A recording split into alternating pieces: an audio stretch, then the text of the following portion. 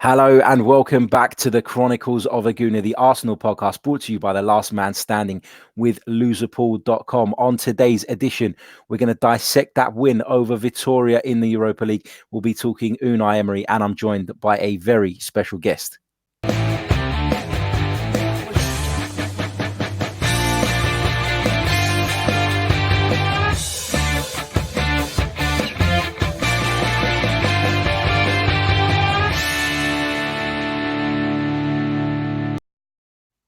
Hello, good morning and welcome back to the Chronicles of a Gooner. We are live and my guest today is none other than James Cook of AFC Game by Game. James, welcome back to the podcast. It's been a little while. How you been, mate?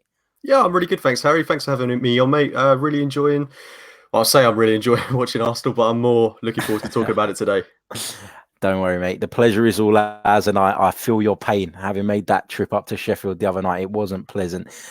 There's lots and lots to discuss. The performance wasn't much better last night.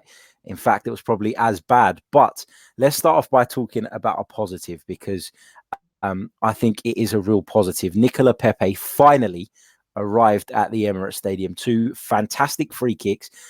Me personally, I preferred the second one, because I felt like the first one, whilst it was well placed and everything, I think if that was our goalkeeper, I wouldn't be happy with him. But the second one I thought was sensational, right in the top corner, brilliant curl on the ball. How pleased are you to see that Nicolas Pepe has finally made an impact? Oh, mate, I was absolutely delighted yesterday to see him get both of those goals. For me, both free kicks were as good as each other. They were both absolutely world class, and for him to score that in a game like this where we were trailing, and for his individual brilliance to make us win the game says a lot about his character. I think he really hasn't been a player that's hidden like other players have done in the past. He's really stepped up to the mark, and I thought it was very good against Sheffield United. Was extremely unfortunate to be substituted in that game, and I actually thought it was probably a bit of a mistake not to play him yesterday, because he was in such good form at the time, and if he'd have started the game, this could have been, a bit more of a smoother running fixture. Saying I don't think it would have been, but still, I think he is a player that made a huge difference, and that's exactly what he needed. He's made a huge statement by getting those 2 goals, and I'm really looking forward to seeing him play against Palace on the weekend. Yeah, me too. And I know, he's not everybody's cup of tea, but Robin van Persie was on BT Sport last night, and he was talking about the confidence boost that will give Nicola Pepe and how important that is for a player. And, people were starting to get on his back, me included. But for me, it wasn't necessarily an issue with the lack of goals or the lack of assists. For me, it was, I just wanted to see more from his performances. I also acknowledge, though, that the way we've been playing of late and the way we've been setting up has not probably been ideal for our attacking players, in the sense of they're not getting as much service as they maybe should be. And I've got lots of issues with the team at the moment, but let's focus on last night's game first. It ended Arsenal 3, Vitoria 2. As we mentioned, Nicola Pepe with 2 incredible free kicks late on. Gabriel Martinelli got himself on the score sheet again. And again, you could probably question Vitoria's goalkeeper there. I don't know what he was doing in no man's land. But this player is a real talent, isn't he? He's not afraid to get stuck in. And he just looks so experienced. When you think about how very little football he's played, he really does, to me, look the real deal. And of all our young prospects at the moment, he's probably the most exciting to me. Would you agree? Oh, yeah, definitely, 100%. He's 18 years old, which in footballing terms is still incredibly, incredibly young. And he's come from not even the top division in Brazil. So he's coming from a very raw league, coming straight into the top flight of Premier League football, at the top end of it as well. And he's making an impression every single game he plays in. He is tireless. He's dogged. He's a real exciting player, and probably, as you say, the most exciting prospect that we've got at the club, apart from the likes of Bukayo Saka, Rhys Nelson, loads of young players we've got. But he is the one that has really taken his chance this season. And what I love about him as well is that compared to a lot of forwards we've got, he actually scores quite a lot of headers, and they're very good headers as well. He's a player that always gets in the box, makes himself available, is tireless in his work, and honestly, I think whilst we've got this left wing position kind of vacant, I'm not sure if Lacazette will play the full 90 minutes on Sunday, and I'm not too sure he will start that game. I do think we have an opportunity for someone like Saka, Nelson, Martinelli, who I think should get a start on Sunday given his performances. That left wing is open to those younger players, and he's certainly someone that I think should be tried and tested for at least 60 minutes in the Premier League, and I think Sunday is the perfect opportunity to do that. You know exactly what you're going to get with him: a tireless performance, a great work ethic, and maybe a goal or two. Absolutely. When you look at Vitoria's couple of goals, the first one from Edwards, that was poor defending from a number of players, including Tierney and Holding. Tierney got caught the wrong side. I thought Holding committed himself a little bit too early. But, I mean, it goes to show that, despite the fact that, we've missed these players, and of course we're glad they're back, Arsenal's defensive issues run a lot deeper than just individuals, don't they? It feels like when we lose the ball, and you saw it with the second goal as well, when MaitlandNiles got caught in possession, and we'll come on to him in a few moments, but it just feels like when Arsenal lose the ball, we are way too slow to get back into shape in the transition. And that is a real problem. And Unai Emery needs to find a way of dealing with that, doesn't he? Yeah, without a shadow of a doubt, the way we defend as a unit is just absolutely appalling. You saw it on that second goal. Granted, Maitland-Niles gave the ball away, but the amount of space they had to run into, it was ludicrous. And it's got to be something to do with the way the team is being drilled, being coached, because we are just so easy to cut through. And the way we just fall back and no one seems to actually want to go and attack the ball. I'm sure you've seen that video of Emery with David Luiz where he's kind of telling him to use his hands to push players off him. I mean, I don't know if that's part of the problem as well, the way these players are being told what to do. But it is deeply concerning because you look at the likes of Rob Holding is a player that I don't think he's the solution to our defensive problems, but you look at our other centre halves and he's probably the most exciting one we've got there, aside from probably Callum Chambers as well, which says an awful lot about our defence and the way it is at the minute. But I do think those are our two hottest prospects at the club. Still only 24 years old, which in terms of a defender, they've still got their whole careers ahead of them. But those players, they need to be coached in the right way if we're going to get the best out of them. And I just worry that they're not being given the right training to perform well at this club. Yeah, I agree with you. It is a real concern. Ainsley Maitland-Niles, we touched on him a second ago. Now, for me, he has been banging on about wanting to play further forward, feels that he can offer more in an attacking sense. And, we know he's not naturally a defender. I think that was something that maybe people were missing when they were throwing so much criticism at him earlier on in the season. For me, though, he's had two opportunities further forward against Standard Liège in the Europa League at the Emirates and against Vitoria last night. Now, these are two games Arsenal should be winning, two games that you'd expect him to make a claim for that position.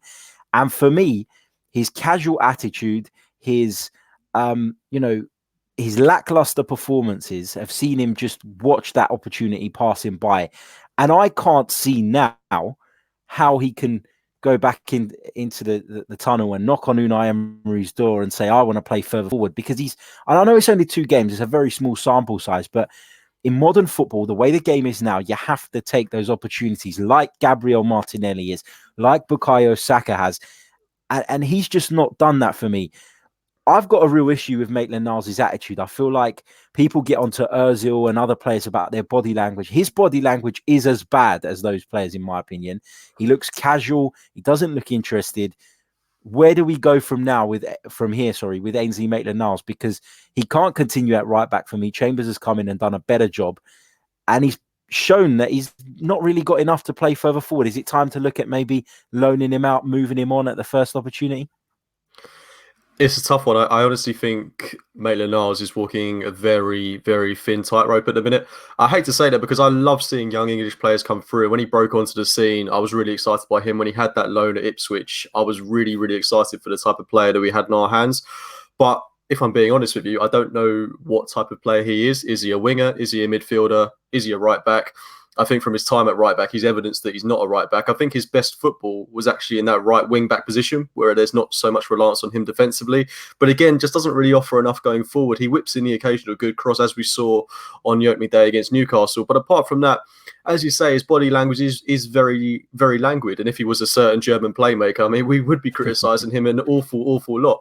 So it is a cause for concern. And I do hate to see English players not perform to a level that I think they can do, because I do think he's got an awful lot to offer. You look at his physicality, the pace he possesses. I do think he's a player that has all the potential there to be a very good player, but he's not taking his chances when they're presented with him. And honestly, if there was an offer in the summer or even in January for 20 to 25 million, I think we've got to be considering that. I mean, he's 21 years of age now, and we still don't know his best position, and the clock really is ticking for him. And what is he offering to his Arsenal team? That's what I've really got to question. We've had Chambers come in at right back now. Granted, I don't think he's the answer as a deputy right back, but we've got Bellerin coming back to full fitness. He's fallen down the pecking order there. I don't think he wants to play right back. We don't want to see him at right back. That's not an option. At right wing, I don't want to see him there, to be honest. He doesn't offer enough there. And the player in front of him is Nikola Pepe. And we're blessed with wingers now, really. We've got Martinelli, we've got Saka, we've got Nelson. So I can't see him getting in there too soon.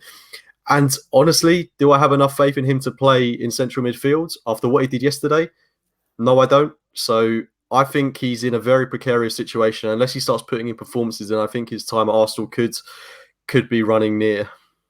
Yeah, absolutely. What do you make of Joe Willock, James? Because he obviously got the nod up at Bramall Lane on Monday night. And, you know, for the most part, his performances this season have been pretty good, I have to say.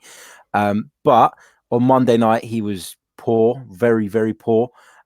His performance kind of sparked that Mesut Ozil debate again, which I'll come on to in a bit because I haven't actually heard your thoughts on that. But, you know, Joe Willock was poor on Monday. He was substituted at halftime. He was poor again last night and substituted again at halftime. Are we starting to see some cracks in Joe Willock? Are we starting to maybe realize that a few good performances is great, but at this level, you need to perform consistently? And with these youngsters, we may not be getting that regularly enough. I do feel a bit sorry for all of our midfielders, to be honest, because none of them really seem to know exactly where they're playing. We're seeing Torreira played as a high pressure of the ball. Joe Willock is a player that probably needs to play a little bit deeper and make those runs in that Aaron Ramsey sort of fashion. And I just don't think these players are being utilised necessarily in the right way. One week they're playing a bit higher up, another week they're playing a little bit deeper, and there's no structure, there's no real integrity to that midfield. And it is difficult for those midfield men. And I think Willock is certainly a player that's suffering because of that, because he's changing so often within that midfield. I love Joe Willock. I think he's an exceptional footballer. Some of the games he's played this season, especially away from home against Liverpool, that one really sticks in my mind. He's shown exactly what he's capable of. And not just this season, but last season, whenever he had an opportunity, took it, scored a couple of goals. He's definitely a player that I think has got so much to offer this Arsenal team. But let's not forget as well, he's just turned 20 years old. And I think that's the case for a lot of our midfielders at the minute. People forget how young someone like Guendouzi is as well. He's only 20. Dani Ceballos is only 23. I mean, these players are still at the real early stages of their career. So there is an over-reliance. And I think people forget, because they're so young, they are going to have performances that aren't necessarily going to be at the highest level week in, week out. They need to make these mistakes to make them a better footballer. So I think, whilst we can be disappointed with Joe Willock's performance, let's not forget who's putting him out there, who's changing the system week in, week out. I don't think it's entirely down to him, but as you say, I was disappointed in his performance yesterday, and I was very, very disappointed in it on Monday. Yeah, absolutely. Couldn't agree more. James, where are you sitting on the whole Mesut Ozil thing? I've made my feelings clear on this podcast. I acknowledge that he's not always performed to the level that he should, but when I watch Willock's performance last night, Willock's performance on Monday night, and I look at the performances of certain others, I cannot justify him not at least being in that 18-man squad. I mean, he couldn't have played any worse than Willock or Maitland-Niles last night, could he? No, it's absolutely mental, to be honest. He's our only number 10. That's the thing. Dani Ceballos isn't a number 10. He's someone that plays in that sort of Santi Cazorla role a bit deeper alongside someone like a Torreira, perhaps. And he's not the answer as a number 10. Joe Willock isn't a number 10. Torreira isn't a number 10. We haven't got a number 10 apart from Mesut Ozil. And with the attacking talent we've got, I just think it's so ironic that we've got Pepe, Aubameyang, Lacazette, Bukayo Saka coming through. We've got all these creative, fast-paced players. It's probably the most potent attack we've ever had during Mesut Ozil's 6-year stint at the club.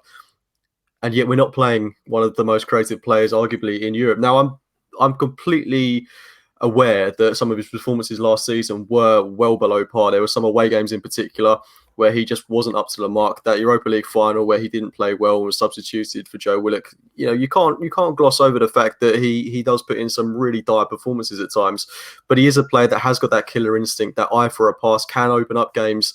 And you look at that game against Sheffield United in particular, where we had so much possession, created nothing, sideways, backwards, lacking in creativity, lacking in ideas. You can't help but think he could have played at least one pass that could have changed the dynamic of that game. So I do think it's crazy. And I do think I'm not entirely sure this is down entirely to Unai Emery. I think it was James Benge tweeted out yesterday that there are people above Emery, the likes of Rhys Nelson, Idu, that are contributing to Ozil's omission, and they do want to see him exiled so that we can get rid of him from the club. But I do find that pretty insane as well when you think that Ozil has already played games this season. Emery's named him as one of the 5 captains, played in a big Premier League game away from home at Watford, arguably performed quite well in that game.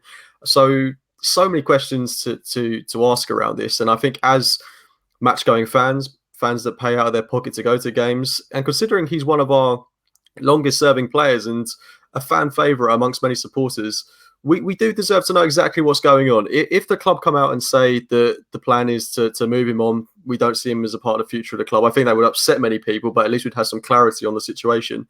Yeah. Whereas right now, we don't know what's going on. We're all incredibly confused as supporters, and it is happy. It just doesn't seem quite right with me. Yeah, absolutely. And I thought, for what it's worth, you mentioned Mustafi. I thought he done all right last night. I thought he was one of the better players in a relatively poor display. Seeing Lucas Torreira deployed in these crazy roles. And, on the one hand, I think surely Unai Emery is not instructing him to get that far forward that regularly. But on the other hand, I think that, he'd be pulled up on it if that wasn't what he was being asked to do. So what is going on there? Do you think it's manager instruction? Do you think Torreira's taken it upon himself to do that? And maybe that's why he's not getting in the Premier League team? I don't know. What's your take on that? I think he's got to be being asked to play as someone that wins the ball high up the pitch, which can work well, but that's not Torreira's natural game. When we brought him in from Sampdoria, as you rightly say, he was playing at the base of a midfield diamond and was that sweeper in front of the back four and did an excellent job and was regarded as one of Europe's hottest prospects. We were fortunate enough to get him. Took him a while to bed in, but when he did get the ball rolling, he won something like 3 man of the matches in a row. He was exceptional for us, especially in that game at home to Tottenham last year, probably one of his standout performances. I think he's an excellent defensive midfielder, and he should be allowed to do that job that he's naturally good at. And last night, when I saw him almost in a front 2, it's just bewildering. I don't know what's going on with this guy. I think this is more mystifying than the Mesut Ozil thing, because he is, in my opinion, one of the best defensive midfielders in the Premier League. And I don't feel like I'm exaggerating when I'm saying that. When I saw his performances playing there last season, especially alongside Granit Xhaka as well, I thought those two actually performed very well in the midfield too. I'm amazed by the way he's being omitted from the Premier League team and the way we are utilising him when he does play. He's a player that has so much ability, and whenever he does play for Uruguay, he's always playing in that defensive midfield role. And I don't know if you've seen what Uruguay supporters, fans have to say about him on Twitter, but they always rave about his performances. So I find it absolutely bewildering. It's baffling that he doesn't seem to play in the Premier League. He's got so much to offer this Arsenal team, and I don't know, Harry. I really don't know what Emery sees in him playing that high up the pitch, because he offers very, very little there. Yeah, he's not exactly creative. He's not going to score you a significant amount of goals. I completely agree. It's one that I can't quite get my head around at the moment. James, I'm going to come on to some of the questions from some of our listeners. We put a tweet out last night at the end of the game saying that we'll be doing this podcast, and we've had quite a few questions come through. So I'm going to put a few of those to you before we wrap up. Richard Wright says, do you feel the players down tools today? Surely we cannot continue like this, and it would be wise to let Emery go. He's clearly not the right person. We have enough time to salvage the season. So Richard believes that it's time to let Unai Emery go. Where do you stand on that? Are you all for making a change at this period in the season, or would you leave it till the end of the current campaign at least? No, I mean, I'm entirely Emery out. I've never really been someone that's so adamant about getting a manager out. Even towards the end of Arsene Wenger's campaign, I was still quite, because it pulls on your heartstrings a little bit, especially with someone like Wenger, where you have that personal affiliation with him. I don't have that with Emery at all. I've got no affiliation with the guy, and the sooner he leaves, I think it's just going to be the better for Arsenal Football Club. I do hate to say that. I do want to be respectful and give him the season, but I just don't see any improvement in this Arsenal team. And for him to come out and say we're more competitive, to sort of knock Arsene Wenger's legacy a little bit, to come out last night and say we deserve to win. No, it's just absolutely crazy that he's coming out and saying these things. He does seem to be losing the plot a little bit. He does seem to be a massive, massive egotist. And it does concern me that we are seeing the same problems. The defence is worse than it was under Arsene Wenger, which is terrifying, to be honest. Going forward, we're even less creative than we were under Arsene Wenger. And this isn't me, calling for Arsene Wenger back. I think that's the last thing we want. But I think he's not the right guy. And I'm not encouraged by the style of football we're playing. And we will not get top four with him in charge. And I think we're better off. I don't know if taking a punt or someone like Freddie Ljungberg is the right way to go. I mean, I'm thankfully not the one that has to make these decisions. But the longer we persist with Emery, the more we're going to accept mediocrity and accept these level of performances. Last night, the most concerning thing for me is these are players that want to stake a claim in the team, that want to get into the Premier League side. And apart from Martinelli, I saw very little from some of these players to suggest that they're pushing for a place in the Premier League. So I think there's a deep underlying problem here. These players do look increasingly unmotivated as each game goes by. And that game against Palace on Sunday is monumental for Unai Emery's Arsenal future career. But for me, he's not the guy. The football isn't good. The results aren't good. I wanted to give him this season, and I was giving him a clean slate at the start of the campaign. But, the exact same problems have come in, and they're coming in a lot quicker than they did last season. I just think it's not wise to stick with someone that's not producing the performances and the results. Absolutely. I couldn't agree with you more. And I was asking questions about Unai Emery probably halfway through last season. I know I keep saying it, but for me, there was no vision. There was no, forward plan. There was no method to what we were doing. It was like every week it was a different setup, a different team, and it was just a mess. And I dread to think where we would have finished had it not been for Aubameyang and Lacazette, who, by the way, and this is not Emery's fault because they were there already. And, I'm not saying he shouldn't use them and shouldn't embrace them, but Aubameyang and Lacazette were at the club before Unai Emery. So if you're saying that they're the ones that are dragging us through, then you can't really be giving Unai Emery the credit for that. Because in my opinion, he's probably misused the pair as well. And he's still got goals out of them, which is a testament to how good those two have been. This question was put to me. It was from Jerome Marks. He says, Harry, do you think that us as fans have just have to accept that under Emery, we'll either play poorly and win, play poorly and draw, or play poorly and lose?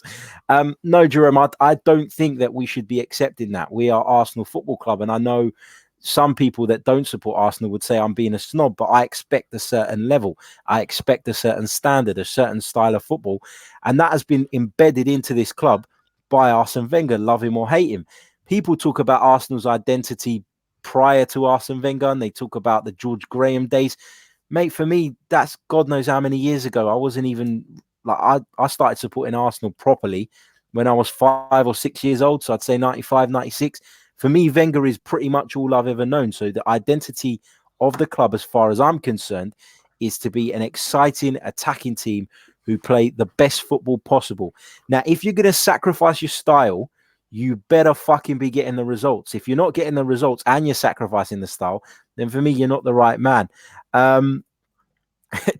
This one, I'm going to put it to you, James. I think this one was made in jest, but it made me laugh. How on earth did Emery win 3 Europa Leagues with Sevilla? That one's from Tom. I can't answer that one. I really can't answer that one. I mean, we saw last season, he got us to the Europa League final, and we had those fantastic wins against Napoli, home and away. We had the great win against Valencia. But you look at our away performances in the league, and I just struggle to see us winning any away game at a minute. So it is quite mystifying as to how he did win 3 Europa Leagues with Sevilla. But it's a big achievement from his point of view. But you look at the league campaigns he had whilst with Sevilla when he won those Europa Leagues. That's a cause for concern. So yeah, fair play to winning him, but I think it does massively gloss over what he did in the league campaigns when he was with Sevilla. Yeah, absolutely. His league performances were poor. I just want to address a couple of the comments coming through in the live chat at the moment.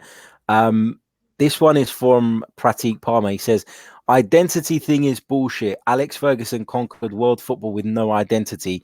But yes, then the man has got to get results. So agreeing with me partly, but disagreeing with me on the identity thing. Now, Pratik, what I would say is, there is no doubt in my mind that Alex Ferguson's teams had an identity. Now, they may have adapted in certain games, particularly towards the end of his time there, where, they play that 5-man midfield and play, what was his name? Park in the hole, because he'd give them extra work and stuff. But generally, Man United's philosophy was attacking football, using the wide men to the maximum of their ability. And that was Fergie's way. So, to say they don't have an identity, I personally think is wrong. Of course, you're entitled to your view, and I thank you for tuning in, of course, but it's just my opinion. I think that Fergie did have an identity. I thought that what he did well was adapt it in certain games, and I've got no issue with Unai Emery going to Anfield, going to Old Trafford, going to Spurs, going to, Chelsea, and slightly changing the way we play. What I've got an issue with is going to places like Bramall Lane and being shit scared of them. Bringing Bournemouth to the Emirates Stadium, going 1-0 up and being shit scared of them. That's the things I've got an issue with. James, what are your thoughts on this whole identity thing? Is it as big a deal to you as it is to me? Yeah, definitely. Because I don't see any structure, any system, any sort of philosophy that Emery is trying to install at the club. I saw it when he initially came in, and I remember we played this really high pressing game, similarly to the way Liverpool play most of the time, winning the ball high up the pitch, players working relentlessly hard, and that did fill me with positivity. I remember we'd bring on the likes of Iwobi in the last 20 minutes of the game, and he would run into the grounds to try and work the ball and get it high up the pitch. That was exciting, but that drifted away very, very, very, very quickly. So I do think identity is a big thing for me, and we did have it when Wenger was really, really pulling the strings. We did have a very good way of playing football. I see Arsenal as a progressive, exciting, fast-paced team that will dominate games. We're not that at the minute, and I think a lot of supporters buy into this club because of the way Arsenal play, and to kind of rip that out. That's really painful for supporters to see us play in a way that's not exciting, that's not pragmatic, that is very tough viewing, that's not enjoyable to watch. So the reason we fall in love with football is because of the way it's played, right? I mean, I don't want to watch this for the rest of the season. It's garbage. Like, let's have it right. It is awful football. There's not been one good game in the Premier League this season. And we're very fortunate to be in a position we're in, because if it wasn't for the likes of Aubameyang bailing us out, then we would be in a far worse position. Our defense is rubbish. The football we play is lacking in ideas, creativity. We have no idea what we're doing when we go into each of these games. We hope that we can get a goal through one of our star men for a bit of individual brilliance. Look at the game against Bournemouth. If it wasn't for that David Luiz header from a corner, then we're not winning that game. You know, there are massive causes for concern with the lack of identity. We need a way of playing. We need, these players need to know how they want to play. And it's deeply concerning for me. And I think it's something that's got to be addressed as soon as possible. Agree. And for me, there was a quote, I can't remember who said it. Someone said it to me when we were talking a couple of weeks ago, and I keep repeating it because it really does make sense. Everybody talks about Emery having plan B, plan C. You can't have plan B and plan C if you don't have plan A. And that's the fucking problem at the moment. It's just a complete mess. Apologies, I'm swearing today. I must be in a terrible mood. To be fair, Harry, I don't think he's got a plan B and C. Honestly, I don't. I think if you look at the game yesterday, he's guessing. He is guessing. He takes off Willock. He takes off MaitlandNiles because they're not performing well. But I think they made a good point at half time that these players, they might want to come out in that second half. They should want to come out and prove the manager wrong. He's not necessarily utilising these players in the best way to start the games with. He's not necessarily making the right substitutions. He's panicking. He's very, very, very reactionary. I don't think there is any idea, and I don't think he has got plan B and C. I just think he's got substitutions that can change games. And I honestly don't think he's got any sort of system philosophy that justifies him having plans. I don't see him as a manager that's got a plan. Yeah, great points, mate. Great points. guys, we're going to wrap it up there. We're going to leave it there. We've been going for around about half an hour. We'll be back tomorrow morning with a look ahead to the Crystal Palace fixture. I want to say a massive thank you and hello to those of you watching us live at the moment and keeping that chat box full of interesting comments. So a big hello to every single one of you. Apologies, I haven't come to many of your comments today, but we are running short of time. So a big thank you to all of you guys and to everybody watching this back or listening to this back on the audio. Please don't forget to like, subscribe if you haven't already, and please do leave us a review on iTunes. My thanks to James. James, it's been an absolute pleasure having you on again. Let our listeners know how they can find you on Twitter, and you've got a YouTube channel of your own, haven't you? Yeah, I'm trying to keep up my own YouTube channel. It's AFC Game by Game. If you want to look it up, I do reviews and the occasional preview of Arsenal matches. And if you want to follow me on Twitter for absolute nonsense, it's at JECook96. I can assure you it's not nonsense. James makes some great points, and that's why we have him on. So a big thank you to everybody once again. Don't forget that this podcast is sponsored by loserpool.com. We're going to leave you with a brief message from them as we lock off, and we'll be back very soon. So until then, take care.